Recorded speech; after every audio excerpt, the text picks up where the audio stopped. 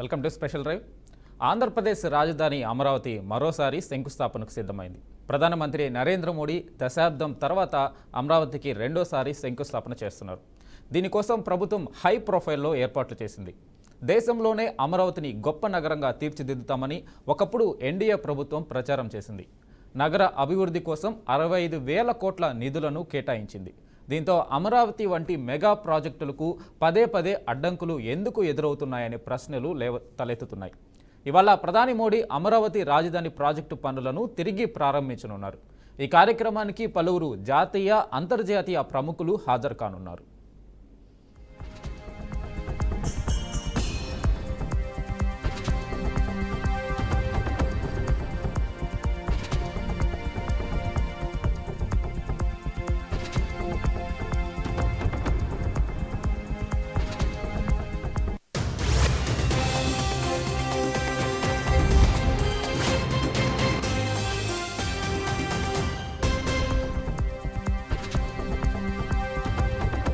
రెండు 2014లో ఉమ్మడి ఆంధ్రప్రదేశ్ రెండుగా విడిపోయినప్పుడు కొత్తగా ఏర్పడిన తెలంగాణ రాష్ట్రానికి రాజధానిగా హైదరాబాద్ను వదిలిపెట్టారు. మిగిలిన రాష్ట్రానికి కొత్త రాజధాని కోసం కృష్ణానది ఒడ్డున ఉన్న చారిత్రక, ఆధ్యాత్మిక ప్రాముఖ్యత కలిగిన అమరావతి ప్రాంతాన్ని ఇందుకోసం ఎంపిక చేశారు. 2015 అక్టోబర్ 22న ప్రధాని మంత్రి నరేంద్ర మోడీ అట్టహాసంగా అమరావతికి శంకుస్థాపన చేశారు. అప్పుడు దేశ విదేశాల నుంచి ప్రముఖులు హాజరయ్యారు. అభివృద్ధి చెందిన సింగపూర్ ఆదర్శంగా అక్కడి నగరాలకు ధీటుగా అమరావతిని నిర్మించాలనే స్ఫూర్తితో పనులకు చంద్రబాబు శ్రీకారం చుట్టారు. అయితే తరువాత టీడీపీ అధికారం కోల్పోవడంతో ఈ ప్రాజెక్టుకు బ్రేకులు పడ్డాయి.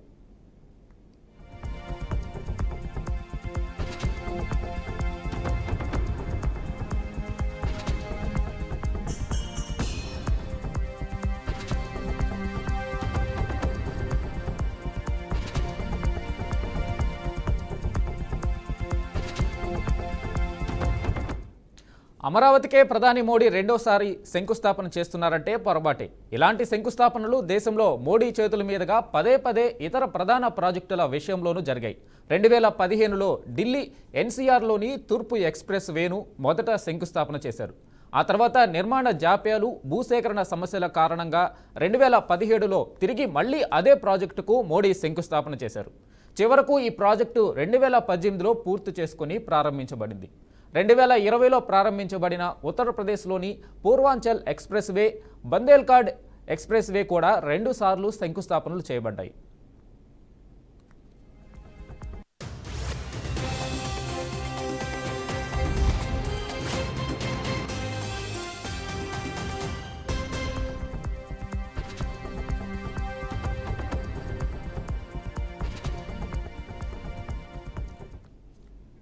ఇదే అంశంపై మరింత సమాచారం అందించడానికి పొలిటికల్ అనలిస్ట్ కేఎస్ ప్రసాద్ గారు ఉన్నారు. ఆయన అడిగి మరిన్ని అప్డేట్స్ తెలుసుకున్నాం. ప్రసాద్ గారు నమస్తే అండి.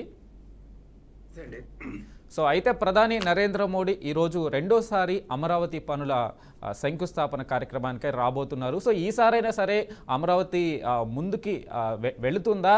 మళ్ళీ మొదట్లాగే మళ్ళీ ఏదైనా అడ్డంకులు ఎదురవుతాయా? ముందుగా బీఆర్కే ప్రేక్షకులకు నమస్కారం అండి. అలాగే మీకు కూడా గుడ్ ఆఫ్టర్నూన్ అండి.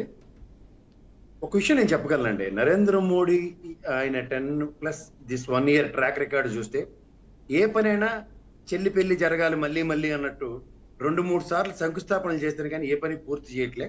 తర్వాత ఇంకోటి ఏంటంటే, దీని పూర్వపరాలు కనుక ఆలోచిస్తే గతంలో మీరు ఇందాక ఇంట్రడక్షన్లో చెప్పినట్టు ఆ ప్రాజెక్ట్స్కి ల్యాండ్ ఎక్విజిషన్స్ కానీ, ముఖ్యంగా మనకి పోలవరం కనుక చూస్తే భూ నిర్వాసితులు 2013 భూ నిర్వాసితుల చట్టం ప్రకారం ఆర్ఆర్ ప్యాకేజీలు ఇవ్వడం కానీ, వీటిల్లో విపరీతమైన తాత్సారం, జాప్యం జరుగుతూనే ఉన్నాయి.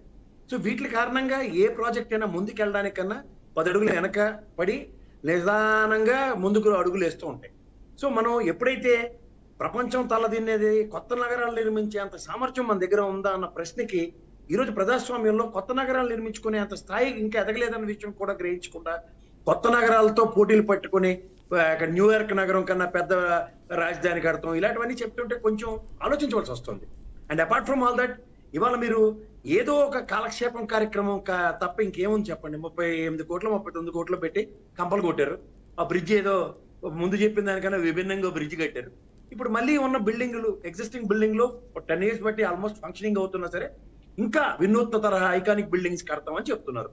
ఇవన్నీ ఈ ప్రజాస్వామ్యంలో శాశ్వత ప్రభుత్వాలు ఉన్నప్పుడైతే ఆలోచించవలసిన విషయాలు నిజంగా యాక్సెప్టబుల్. కానీ ప్రభుత్వం శాశ్వతం కాదు కదా. నెక్స్ట్ వాళ్ళు వచ్చిన తర్వాత ఈ సింగపూర్ కన్సాలిడేషన్ కాన్సెప్టే డైల్యూట్ అయిపోయింది. తర్వాత ఈ అమరావతి విషయంలో ఇన్ని లక్షల కోట్లు ఖర్చు పెట్టడానికి ఆ రోజు చెప్పిన సింగపూర్ కన్సాలిడేషన్ కాకపోతే ఇంకొక దుబాయ్ కన్సాలిడేషమో లేదా మలేషియన్ కన్సాలిడేషమో ఏదైనా ఈ ప్రభుత్వం రాగానే ఇనిషియేషన్స్ కనుక జరిగి ఉంటే ఇట్ వుడ్ హావ్ బీన్.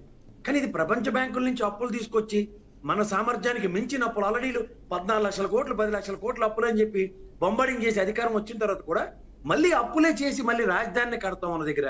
ఇక్కడ మనం తెలంగాణలో ఉన్నాం, సమైక్య రాష్ట్రంలో విడిపోయిన తర్వాత కూడా ఇవాళ కొత్త సెక్రటరియట్ తెలంగాణలో ఖర్చు పెట్టింది కూడా దగ్గర 600 కోట్లు మాత్రమే ఖర్చు అయింది. జాతీయ స్థాయిలో కొత్త పార్లమెంట్ భవనం కూడా దగ్గర 1200 కోట్లు. ఇది అసెంబ్లీ అండ్ పార్లమెంట్ వేదికలుగా అనౌన్స్ చేసిన అమౌంట్. బట్ దీనికి ఓన్లీ సెక్రటరియట్కే 4700 కోట్లు నిన్న టెండర్లు పిలుస్తుంటే కొంచెం ఆలోచించవలసి వస్తుంది. అసలు వాట్ ఫర్? పోనీ మనం ఏమైనా సమైక్య రాష్ట్రంలోనే ఏదైనా చేసేద్దాం అనుకున్నా సరే ఇక్కడ దగ్గర 6 సచివాలయాలు వచ్చేంత సామర్థ్యం అక్కడ డబ్బులు ఖర్చు పెట్టబోతున్నారు. For what sake? ఇవాళ మీరు ఎగ్జిస్టింగ్ ఎంప్లాయీస్ కాకుండా అందరినీ బ్యూరోక్రాట్స్ రాష్ట్ర ప్రపంచంలో బ్యూరోక్రాట్స్ అందరినీ ఇక్కడ కూర్చోబెట్టి ఒక కొత్త వేదిక క్రియేట్ చేస్తున్నాం అంటే it needs lot of infrastructure. ఈ రోజు కూడా కరకట్ట మించే బిక్కుబిక్కులాడుతున్న పరిస్థితి తప్ప కొత్త రూటే లేదు దానికి. సో ఇవన్నీ చూస్తుంటే ఎక్కడి నుంచి ఎక్కడికి లీడ్ అవుతున్నాం అన్న దగ్గర చూసుకున్న దగ్గర ఈ రోజు వచ్చిన ఈ కార్యక్రమంలో ఇదంతా ఒక ఎత్తి అయితే 34,000 ఎకరాలు స్వచ్ఛందంగా బలిదానం ఇచ్చినట్టు ఇచ్చారు పాప మా అనుభవాలు రైతులు. వాళ్ళకి 2 చేతులు ఎత్తి దండం పెట్టాలి. రాష్ట్ర ప్రయోజనాలు రాష్ట్రం అన్న దగ్గర మీరు ఇందులో గమనిస్తే ఇవాళకి కూడా అమరావతి శాశ్వత రాజధాని అన్న గజిట్ లేదు. సో ఈ అప్రహెన్షన్స్ లో వాళ్ళు ఎక్కడ కన్ఫైన్ అవుతారు, ఎక్కడ లీడ్ అవుతారు అన్నది కూడా గౌరవ ప్రధానమంత్రి ప్రసాద్ గారు 33,000 ఎకరాలు రైతులు ఇచ్చారు. దాంతో పాటుగా 40,000 ఎకరాలు మళ్ళీ ప్రభుత్వం తీసుకోబోతుంది. ముఖ్యంగా ఎయిర్పోర్టు కట్టడానికి కావచ్చు, ఎయిర్పోర్ట్ చుట్టుపక్కల దానికి సంబంధించి లాజిస్టిక్ హబ్గా మార్చడానికి కావచ్చు 40,000 ఎకరాల భూసేకరణ కూడా జరగబోతా ఉంది. నేను అదే అంటున్నాను సార్. ఇప్పుడు మనకి మొదటి దానికి దిక్కులేట కడదానికి కళ్యాణం అన్నారు.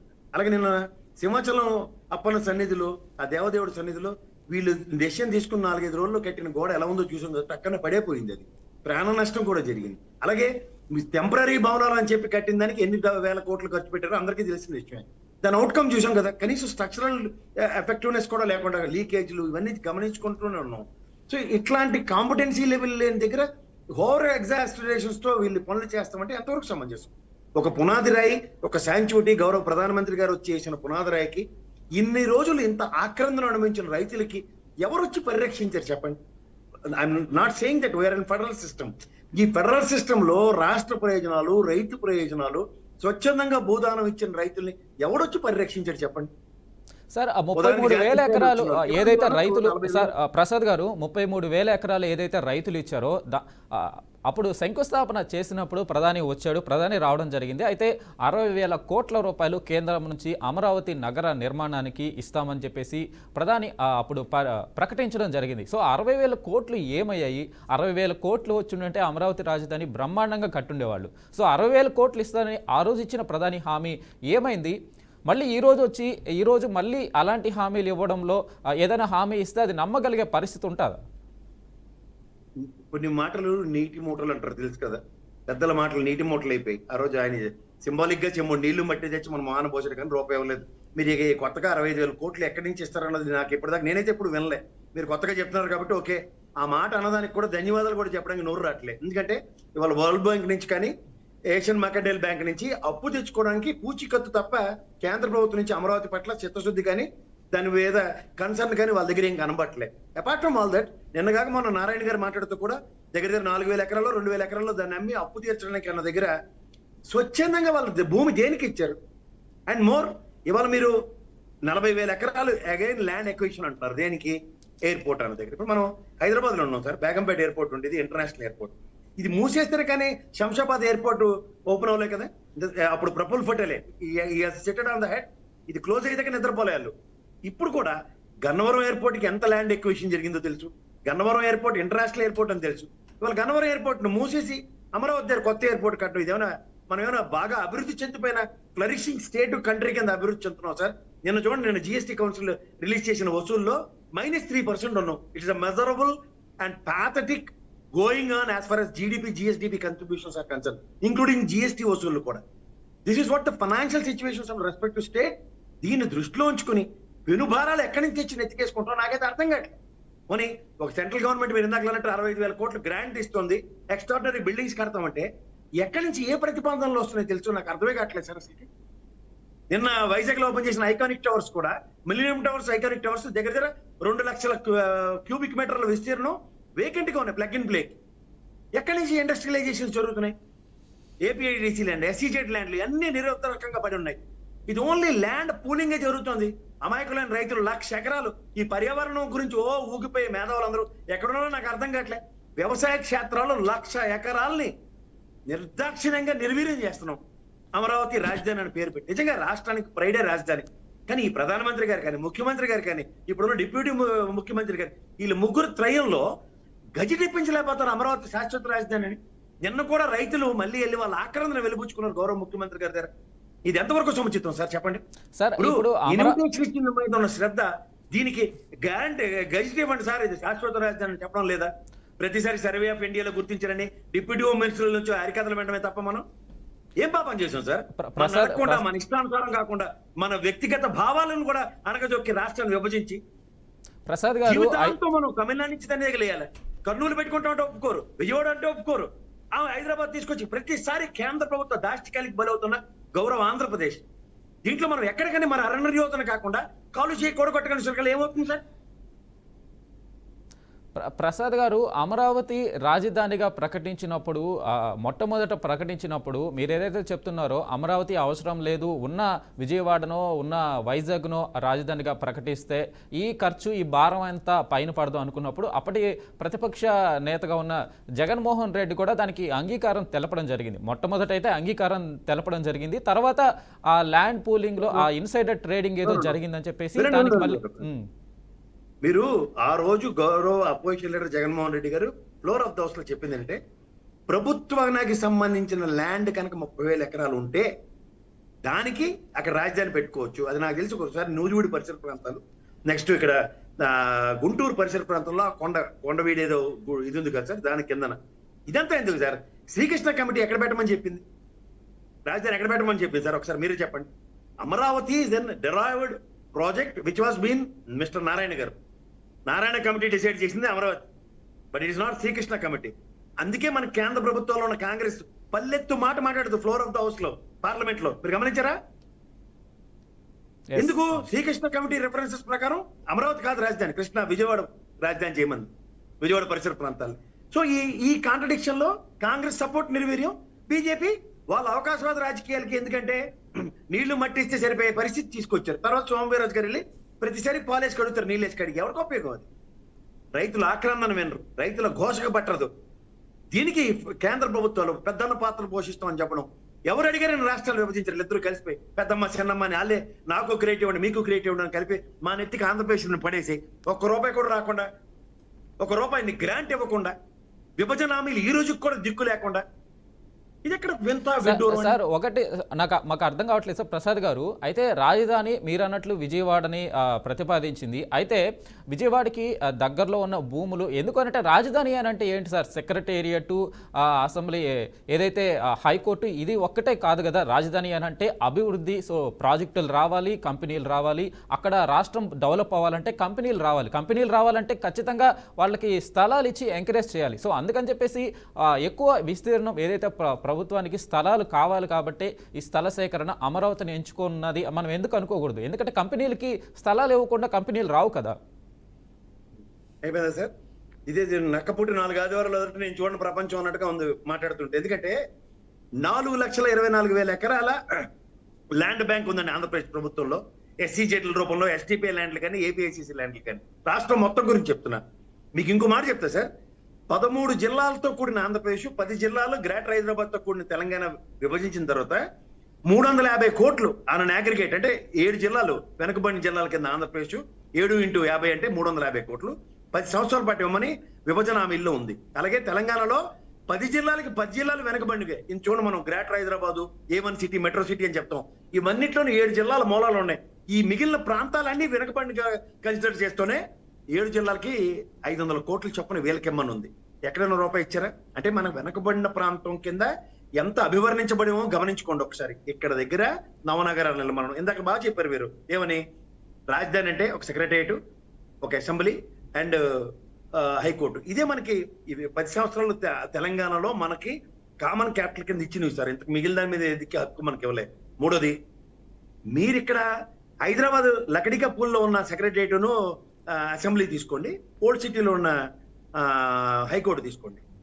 ఏం డెవలప్ అయ్యాయి అక్కడ? ఎప్పుడో నేను ఆర్బీఐ పక్కన ఉన్న 4-5 అపార్ట్మెంట్లు తప్ప, అశోక్ నగర్ తప్ప, ఇంకా ఏమి హిమాయత్ నగర్ లో అప్పటి నుంచో డెవలప్ అయి ఉన్నాయి తప్ప ఇంకా కొత్త వినూత్నంగా ఏమొచ్చింది? ఇక్కడెక్కడో సైబరాబాదు ఇవన్నీ హైటెక్ సిటీలకు అనుగుణంగా సాఫ్ట్వేర్ రంగం వినూత్న పందాలో పొంతలు తొక్కుతుంది కాబట్టి ఎక్స్పాన్షన్స్ కి వేదిక వెసులుబాటు క్రియేట్ అయింది. అలాగే ఇంటర్నేషనల్ ఎయిర్పోర్ట్ శంషాబాద్ లో వచ్చింది కాబట్టి గ్రేటర్ హైదరాబాద్ ఆల్మోస్ట్ 150-200 కిలోమీటర్ల విస్తీర్ణాన్ని ఒక వైవిధ్యభరితంగా చేసుకోవడానికి ఇక్కడ మీకు ద సేమ్ కన్సెన్సస్. నేను అందుకే ఇందాక నుంచి మెన్షన్ చేస్తుందంటే వెన్ ఇట్ టేక్స్ హైదరాబాద్ 7 జిల్లాలను మిళితం చేస్తూ చేయగలిగిన ప్రక్రియకి ఈ రోజు Amaravati is far away from center of the state కింద దాన్ని అభివర్ణించాలి తప్ప connectivity is the biggest challenge కదా.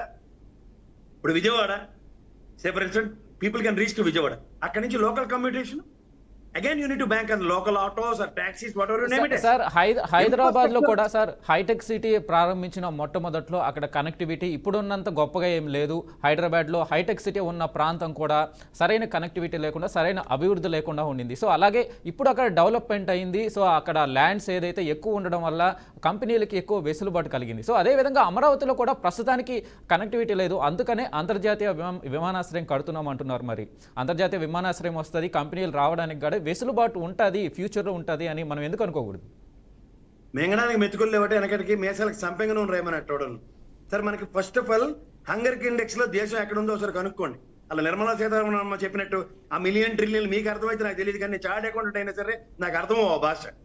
ఎందుకు చెప్తున్నానంటే ఫైనాన్షియల్ సస్టైనిటీ ఆ రోజు మీరు అన్నట్టు హైటెక్ సిటీ రంగం 10 అడుగులు పరిగెట్టడానికి కారణం ఏంటంటే ఒకదాని తర్వాత ఒకటి 10 కంపెనీలు లైన్ కట్టి వచ్చాయి. ఇవాళ 10 సంవత్సరాలు ఈ ప్రస్థానంలో దగ్గర 4 సిఐ సమిట్లు జరిగాయి సార్. అండ్ దావోస్ పర్యటనలో ఒక 5 సంతరించుకున్నాయి దేశం ఈ 10 సంవత్సరాల్లో. వీటిలన్నిట్లోనూ దగ్గర 33,50,000 కోట్ల ఒప్పందాలు జరిగితే you know how many lakhs of crores are grounded at. ఈ రోజుకి దగ్గర 3,43,000 కోట్లు మాత్రమే గ్రౌండ్ అయ్యాయి. అంటే నాట్ ఈవెన్ 10% ప్రాపర్లీ, దగ్గర 10% అయింది. అంటే 10 years స్పాన్ లో 10% ఇన్ఫ్రాస్ట్రక్చర్ కలిగిన ఇండస్ట్రియల్ గ్రౌండ్ అవడానికి పడుతుందంటే how long it is going to take. ఇప్పుడు మీకు ఒక విషయం చెప్తా sir. First LKG primary school అయిన తర్వాత అప్పర్ ప్రైమరీ స్కూల్, తర్వాత హై స్కూల్, తర్వాత ఇంటర్మీడియట్, తర్వాత డిగ్రీ, తర్వాత పోస్ట్ గ్రాడ్యుయేషన్, తర్వాత ఏమైనా మీరు ఎంపీలు, పిహెచ్డి ఇలా చదువుకోవడానికి ట్రాక్ రికార్డ్ ఉంటే మీరు ట్రాక్ మిస్ అవ్వకుండా పరిగెట్టుకుని చదువుకుంటారు. కానీ అసలు నెక్స్ట్ ఏం చేయాలో తెలియనప్పుడు ఊహాజనితమైన ఊహకందని విషయాల్లోనూ if we want to live in that air, how it's practically plausible.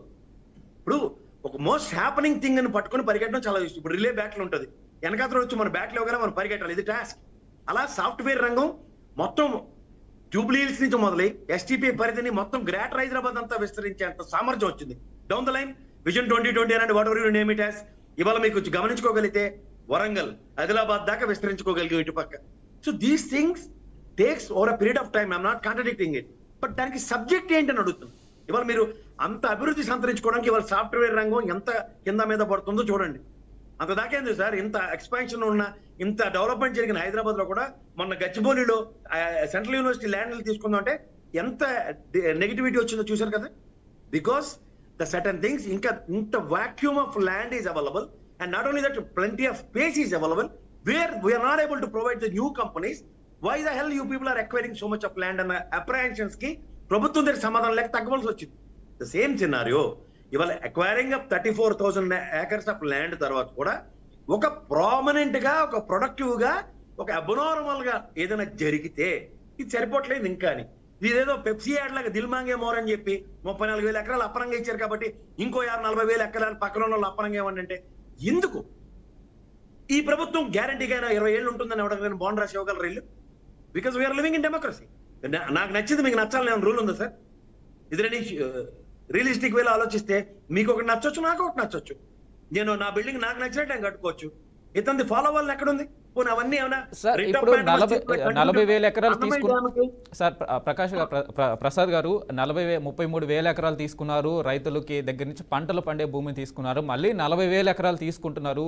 So ఇవన్నీ డెవలప్మెంట్ కావాలంటే నిధులు కావాలి. ఫైనల్గా ఏదైనా సరే డబ్బులు లేకుండా జరగదు. సో ప్రపంచ బ్యాంకు మొదట $300 మిలియన్ ఇచ్చింది, తర్వాత మళ్ళీ వెనక్కి తగ్గింది. ఈరోజు మళ్ళీ బతిమలాడుకుని $900 మిలియన్ తెచ్చుకున్నారు. అది సరిపోదు. అది సో కేంద్రం ఎంతో కొంత కేంద్రం మొట్టమొదటి ప్రాతిపదికగా అమరావతిని తీసుకుంటే తప్ప ఇది సాధ్యమయ్యే పరిస్థితి కాదు. సో ఆ రోజు నరేంద్ర మోడీకి రాష్ట్రంతో ఇప్పుడున్నంత అవసరం లేదు ఈరోజు కేంద్రంలో ఏదైతే ఎన్డీఏ గవర్నమెంట్లో తెలుగుదేశం పార్టీ కీలకంగా ఉన్న నేపథ్యంలో ఈసారైనా సరే కేంద్రం నుంచి దానికి కావాల్సిన నిధులు 60,000 కోట్లో ఎన్ని కోట్లో నిక్కచ్చిగా తెచ్చుకునే అవకాశం ఉందా ఈసారైనా సరే? ఉండదండి. ఇప్పుడు బడ్జెట్ అయిపోయింది సార్. నెక్స్ట్ బడ్జెట్ ఎలకేషన్ గురించి వెయిట్ చేయాలి అంతే. ఈ బడ్జెట్ లో మీకు నాకు ఏమైనా ఎలకేషన్ కనబడిందా? మీరు ఎలకేషన్ దాకా వెళ్తున్నారు సార్. నేను గజెట్ గురించి మాట్లాడుతున్నా. అమరావతి శాశ్వత రాజధాని అని గజెట్ దిక్కులేదు ఇవాళకి. దీన్ని ఉట్టికి ఎగరలేనమ్మ, స్వర్గానికి ఎగరడం అంటారు. దీన్ని ఎక్కడి నుంచి చేస్తారు వీళ్ళు? ఏమని చేస్తారు? ఓన్లీ ఇప్పుడు ఒక మంచి జరుగుతుంది అనుకో సార్, తుఫాన్ వచ్చింది ఎక్కడో, మీరు నేను కూడా జేబులోంచి ఒక రోజు జీతం ఇస్తాం స్వచ్ఛందంగా, ఎందుకు? ఒకటికి ఉపయోగపడుతుంది. దాన్ని వీళ్ళు అప్పనంగా తినేస్తుంటే ఎవరైతే చేస్తారండి? ఇప్పుడు purpose needs to be justified. ఇవాళ వీళ్ళు కట్టిన బిల్డింగ్లు రేపు పొద్దున ఐకానిక్ బిల్డింగ్లు కట్టేసిన తర్వాత ఇది కూడా టెంపరీ అనడం అనుకోండి, ఏమైనా గ్యారంటీ ఉందా దానికి? ఎందుకంటే సచివాలయం కట్టుకున్నాం, 10 ఏళ్ళు బట్టి దాంట్లోనే పరిపాలన జరుగుతుంది. అసెంబ్లీ 10 సంవత్సరాలు బట్టి శాసనాలు ఎక్కడే జరుగుతున్నాయి. హైకోర్టు తీర్పులు ఇస్తుంది. వీళ్ళు సింపుల్ గా దాన్ని టెంపరీ భవనం అంటున్నారు. అదే సార్, ఎందుకు టెంపరీ భవనాలు ఎందుకు కడుతున్నారు? ఒక గవర్నమెంట్ ఫామ్ చేసినప్పుడు, ఇప్పుడు టెంపరీ భవనం ఉన్నప్పుడు ఇంకో గవర్నమెంట్ వచ్చి రాజధాని మార్పులు చేసుకుంటా ఉంటే ఇది ఎన్ని రోజులు ఇలాగా? ఇప్పుడు టెంపరీగా ఎందుకు పర్మనెంట్ రాజధానిగా పర్మనెంట్ భవనాలుగా ఎందుకు చేయలేకపోతున్నారు? మళ్ళీ కూడా అదే తప్ప ఎందుకు చేస్తున్నారు? అదే నేను చెప్తున్నాను సార్. ఇప్పుడు ఒక బీఆర్కే న్యూస్ ఇవాళ మీ దగ్గర ఉంది, చాలా బాగుంది, నడుస్తుంది. ఇప్పుడు బీఆర్కే న్యూస్ కొత్తది పెట్టాలనుకోండి, ఏమవుతుంది? కొత్తది అంటే మీకు హ్యూజ్ రెవెన్యూస్ రావాలా? అబ్నార్మల్ బిజినెస్ జరుగుతున్నప్పుడు then you will think about expansion. రెవెన్యూకే క్రైసిస్ ఉన్నప్పుడు, అక్కడ డబ్బులు వచ్చే మార్గాలు కనబడినప్పుడు మీరు ఎక్స్పాన్షన్కి వెళ్ళడంలో ఇస్ దేర్ ఎనీ జస్టిఫికేషన్? మన కళ్ళ ముందు వైజాగ్ స్టీల్ ప్లాంట్ సార్, మీకు ఎవరికైనా చెప్తున్నాను, ఈ రోజుకి దాని మీద వచ్చిన డివిడెండ్తో కేంద్ర ప్రభుత్వం రాష్ట్ర ప్రభుత్వాలు సహకరించిన అప్పు తీర్చేసింది. వాళ్ళ దగ్గర వచ్చిన వాళ్ళ ప్రాఫిట్ మార్జిన్ లో యూజ్ ఎక్స్పాన్షన్కి వెళ్తే దాన్ని ముడిసరికి ఎక్కడి నుంచి తేవాలో ఓఎండీసీ నుంచి తప్ప అత్యధిక రేటు కొనుక్కోమని చెప్తున్నారు తప్ప, ఎక్స్పాన్షన్ చేసిన దాన్ని లాసెస్ కింద ఎంకరేజ్ చేస్తే దాన్ని అమ్మేస్తారు పక్కన. ఎవరికి చెప్పాలి సార్ సమాధానం? ఇది కేంద్ర ప్రభుత్వ నిర్ణయాలకి రాష్ట్ర ప్రభుత్వాలకు ఎవరి దగ్గర సమాధానం లేవు. ఇలాంటి నిస్సహాయ స్థితుల్లో కేంద్ర ప్రభుత్వ ఆధీన సంస్థలు కూడా రాష్ట్రాలు కోల్పోతున్నప్పుడు ఆయన అగ్రిగేట్ 850 కోట్లు రాష్ట్ర ఖజానాకి రెవెన్యూ వస్తుంది స్టీల్ ప్లాంట్ ప్రకారంగా. కానీ దాన్ని చేజేతల ప్రైవేటీకరణ చేస్తుంటే నిస్సహాయ స్థితిలో ఉన్న ప్రభుత్వాలు ఇవాళ ఫెడరల్ సిస్టమ్ లో ఉండి కూడా అమరావతిని మేము ఎక్స్పాన్షన్ మోడ్ లో కడతాం, మాకు కావాల్సిన విమ్సన్ ఫ్రాన్సిస్ ని జస్టిఫై చేసుకుంటాం అంటే ఇందులో సామాన్య మానవుడికి రక్షణ ఎక్కడి నుంచి వస్తుంది? This is what the challenges. ఇవాళ మీరు ప్రాజెక్ట్ మీరు కట్టండి, నేను కాదంటే ఇవాళ ఉన్న డబ్బులకి అబ్నార్మల్ అగ్రికల్చర్ సెక్టర్ డెవలప్ అయింది, అబ్నార్మల్ ఇండస్ట్రియల్ గ్రోత్ వచ్చింది, అబ్నార్మల్ ఇవాళ 2000 ఏరాలో సాఫ్ట్వేర్ రంగం ఎలా పరుగులు పెట్టిందో అంత ఎక్స్పాండెడ్ బిజినెస్ ఇవాళ వస్తుంది. ఇంత జరుగుతుంటే దీన్ని మనం సక్రమంగా స్ట్రైట్ ప్రైడ్ ఏంటి, ఒక ముఖద్వారం బ్రహ్మాండంగా ఉండాలి కాబట్టి that is to be called as capital అన్నప్పుడు ఎందుకు సార్ మీరు హైటెక్ సిటీ నెక్స్ట్ దాన్ని ఏమంటారండి ఎన్ఎస్బి ఐఎస్బి ఒకటి మైక్రోసాఫ్ట్ వచ్చినప్పుడు ఇదే సెక్రటరియట్ కదా సార్ మనకి ఆంధ్రప్రదేశ్ సమైక్య రాష్ట్రంలో, ఇదే హైకోర్టు భవనం కదా సార్, ఇదే సచివాలయం కదా, ఇవి చూసే కదా వాళ్ళు వచ్చారు. ఇదేనా ఇప్పుడు కేసీఆర్ గారు కట్టినంత విపరీతమైన భవనాలు ఉన్నాయని చెప్పి మైక్రోసాఫ్ట్ రాలే కదా మనకి? సార్ భవనాలు చూసి కంపెనీలు వస్తాయా? కాదు, వాళ్ళకి కావాల్సిన మౌలిక వసతులు, వాళ్ళకి కావాల్సిన ల్యాండ్ ఏదైతే తక్కువ ధరకి రావడము, మౌలిక వసతులు చూసి వస్తాయా కంపెనీలు? లేకుంటే ఈ భవనాలు హైకోర్టులను చూసి వస్తాయా కంపెనీలు? ఖచ్చితంగా సార్ మౌలిక వసతులు మీరు అన్నది 100% కరెక్ట్. ఇప్పుడు ఏపీసీసీ ల్యాండ్లు ఉంటాయి, దాంట్లో క్లియర్ గా proper roads, proper water procurements and discounted rates లో సబ్సిడైజ్ రేట్ లో పవర్ ఇస్తేనే అక్కడ ఇండస్ట్రీస్ చొరవ చూపిస్తారు. అలాగే ఎస్ఈజెడ్లో కూడా కేంద్ర రాష్ట్ర, ఇప్పుడు మనకి మీకు చిన్న ప్రాక్టికల్ ఎగ్జాంపుల్ చెప్తాను. వైజాగ్ లో 7 ఎకరాల ల్యాండ్ విప్రోకి ఇచ్చారు, ప్రజలు పెడితే బిల్డింగ్ కట్టట్లేదంటే కట్టారు.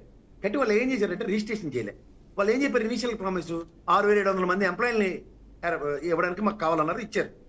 వాళ్ళు రిక్రూట్మెంట్ చేయట్లే. అప్పుడు ఏం చేసింది ప్రభుత్వం, ప్రెజర్ పెడితే వాళ్ళు ఏం చేశారంటే ఒక ఈ వర్షాలు కాకుండా ఇంకొక డెవలప్మెంట్ మాడ్యూల్ కి పాపం వాళ్ళు 1000 ఎంప్లాయ్మెంట్ తో 237 crores టర్న్ ఓవర్ చేశారు సార్. తీరా చేస్తే వాళ్ళకి ఐటీ ఎగ్జామ్షన్స్ రాలేదు, ఎందుకంటే ఎస్సీజెడ్ పర్వ్యూలో లేదు, ఎందుకంటే which is not registered Wipro. So state కొన్ని ఇండస్ట్రియల్ పాలసీస్ చేస్తున్నప్పుడు Right. Some sort of apprehensions ఉన్నప్పుడు వాటిని ప్రాపర్ గా అడ్రస్ చేయకపోతే వచ్చే ఉపద్రవం చూడండి. 1000 మందికి ఉపాధి కల్పించి 237 కోట్లు టర్న్ ఓవర్ చేసిన కంపెనీ క్లోజ్ చేసి వెళ్ళిపోయారు. రైట్ ఎక్కడ దాకా సార్ మనకి స్పెషల్ ప్యాకేజ్ అని చెప్పారు, ఇండస్ట్రియల్ పర్పస్ వెహికల్ అని చెప్పారు. Yes. దీంట్లో ఏం చెప్పారు? రైట్ సార్ ప్రసాద్ గారు ప్రత్యేక హోదా తీసేసి, అవునండి, రైట్ సార్ ప్రత్యేక హోదా తీసేసి ప్రత్యేక హోదాలో ఇండస్ట్రియల్ ఇన్సెంటివ్స్ తీసేశారు. తీగానే మీరు గమనించారు లేదో, మనకి కియా మోటార్ దగ్గర ఉన్న యాన్సిలరీ యూనిట్స్ అని 150 కిలోమీటర్ల రేడియస్ లో ఉన్న బెంగళూరుకిను చెన్నైకి తరలిపోయి, వీళ్ళు ఇక్కడ ఎవరి మీద ప్రెషర్ పెట్టాలి? ధరంపాడు దీక్షల సారాంశం ఏంటి? అసెంబ్లీ తీర్మానం సారాంశం ఏంటి?